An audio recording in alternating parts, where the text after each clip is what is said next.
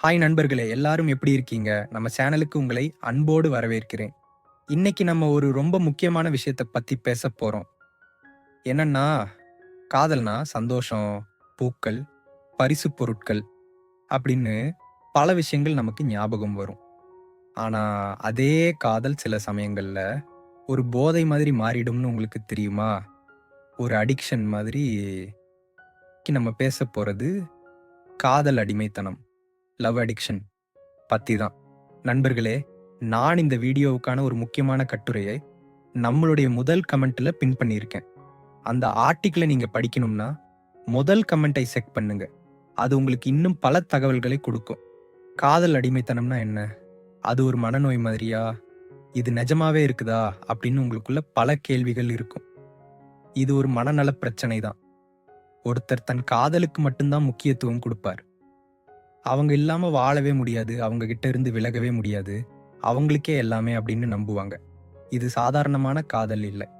இது ரொம்ப ஆழமான ஒரு பிரச்சனை. இந்த காதல் அடிமைத்தனம் இருந்தா நமக்கு என்னென்ன அறிகுறிகள் தெரியும்னு பார்க்கலாம். ஒரு 10 முக்கிய அறிகுறிகளை நான் சொல்றேன். இத பார்க்கும்போது இது எனக்கும் இருக்குதே, அல்லது என் நண்பனுக்கும் இந்த தோழிக்கும் இது இருக்கிற மாதிரி தெரியுதே அப்படிங்கறத நீங்க யோசிக்கலாம். அப்படியே தெரிஞ்சா இந்த வீடியோவை அவங்களுக்கும் ஷேர் பண்ணுங்க. சுயமரியாதையே இருக்காது. காதல் அடிமைத்தனம் இருக்கிறவங்க பெரும்பாலும் தன்னம்பிக்கை இல்லாதவங்களா இருப்பாங்க. தன்னை பத்தி ஒரு தாழ்வான எண்ணம் இருக்கும். நான் அழகு இல்ல, நான் புத்திசாலி இல்ல, என்னை யாருமே நேசிக்க மாட்டாங்க அப்படின்னு நினைப்பாங்க. இதனால அவங்களுடைய காதல் துணை அவங்கள பாராட்டும் போது அந்த பாராட்டுக்காகவே அவங்க கூட ஒட்டிக்கிட்டு இருப்பாங்க. தன் சுயமரியாதையையும் தன் அடையாளத்தையும் அவங்க தொலைச்சிடுவாங்க. காதல் துணைக்காக எதையும் செய்வாங்க. நீ சொன்னா எதையும் செய்வேன், எங்க வேணும்னாலும் வருவேன் அப்படின்னு சொல்றதுதான் இந்த அறிகுறி. அவங்க தன்னுடைய வேலை, நண்பர்கள், குடும்பம், சொந்த விருப்பங்கள்னு எல்லாத்தையும் அந்த காதல் துணைக்காக விட்டு கொடுப்பாங்க. அந்த காதல் துணை கூட இருக்கணும்ன்றதுக்காகவே எல்லாத்தையும் தூக்கி போடுவாங்க. எப்போதும் பயம். காதலை இழந்து விடுவோமோன்னு ஒரு பயம் எப்போதும் மனசுல ஓடிட்டு இருக்கும். அவங்க நம்மள விட்டு போயிட்டா என்ன பண்றது? அவங்க வேற யாரையாவது காதலிச்சிட்டா என்ன பண்றது? அப்படின்னு பயந்துட்டே இருப்பாங்க. இந்த பயம் அவங்க தூக்கத்தை கூட கெடுக்கும். தன் எல்லைகளை உடைத்துக் கொள்வது. உங்க காதல் துணை இப்போ நடுராத்திரி 2 மணிக்கு பார்க்கணும்னு சொன்னா நீங்க ஓடி போய் பார்ப்பீங்களா? காதல் அடிமைத்தனம் இருக்கிறவங்க பார்ப்பாங்க. அவங்களுடைய எல்லைகள் அத்தனையும் உடைந்துவிடும். அவங்க சொல்றதுதான் சட்டம் அப்படின்னு அவங்க நம்புவாங்க. உறவை கட்டுப்படுத்துவது. அவங்க இப்போ எந்த நேரத்துல இருக்காங்க, யார் கூட இருக்காங்க, என்ன பண்றாங்க அப்படின்னு அடிக்கடி கேட்டு அவங்களுடைய சுதந்திரத்தை கட்டுப்படுத்துவாங்க. இது காதலின் வெளிப்பாடு இல்ல.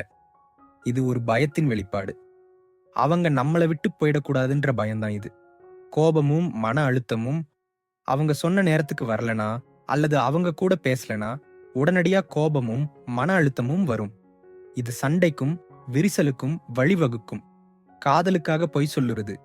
அவங்களுடைய காதலை தக்க வச்சுக்கணும்ன்றதுக்காக அவங்க நண்பர்கள் கிட்ட, குடும்பத்துக்கிட்ட பொய் சொல்லுவாங்க. இவன் நல்லவன் இல்லைன்னு அவங்க வீட்ல சொன்னாலும் இவன் ரொம்ப நல்லவன் அப்படிங்கிறது சொல்லி அவங்க காதலை நியாயப்படுத்துவாங்க. வாழ்க்கையினுடைய மற்ற விஷயங்களில் ஆர்வம் குறைவது. அவங்க காதல் துணை கூட இருக்கிற ஒரு விஷயத்தை தவிர மற்ற விஷயங்கள்ல அவங்களுக்கு எந்த ஆர்வமும் இருக்காது. அவங்களுடைய வேலை, பொழுதுபோக்கு, நண்பர்கள் கூட வெளியே போறது அப்படின்னு எல்லாத்தையும் அவங்க விட்டுடுவாங்க. அவங்க இல்லாம வாழவே முடியாதுன்னு நம்புறது. இது ஒரு முக்கியமான அறிகுறி.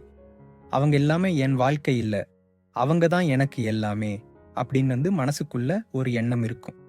இது ரொம்ப ஆபத்தானது. ஏன்னா உங்களுடைய சந்தோஷம், உங்களுடைய வாழ்க்கை அவங்க கையில இருக்குன்றது நீங்க நம்புறீங்க. மோசமான உறவிலும் நீடிப்பது. அவங்களுடைய காதல் துணை அவங்கள மரியாதையா நடத்தலைனாலும், வார்த்தைகளால காயப்படுத்தினாலும், உடல் ரீதியா துன்புறுத்தினாலும் அவங்க அந்த உறவை விட்டு வரமாட்டாங்க. எங்கேயோ ஒரு இடத்துல நல்லவரா இருப்பாங்க. நாம் அவங்கள மாத்திடலாம் அப்படின்னு ஒரு நம்பிக்கையில அந்த மோசமான உறவிலேயே சிக்கி இருப்பாங்க. நண்பர்களே, இந்த 10 அறிகுறிகள்ல ஏதாவது சிலது உங்ககிட்ட இருந்தா, அல்லது உங்க நண்பர்கள் கிட்ட இருந்தா, நீங்க உடனே ஒரு மனநல ஆலோசகரை பார்க்கிறது ரொம்ப நல்லது. இது ஒரு பிரச்சனைன்னு புரிஞ்சுக்கிறது தான் முதல் படி. இது காதல் இல்ல, இது ஒரு அடிமைத்தனம். காதல்னா ஒருத்தருடைய தனித்துவத்தை மதிப்பது, 2 பேருமே நல்லா இருக்கணும்னு நினைக்கிறது, மத்தவங்களுடைய விருப்பத்தையும் தேவைகளையும் புரிஞ்சுக்கிறது.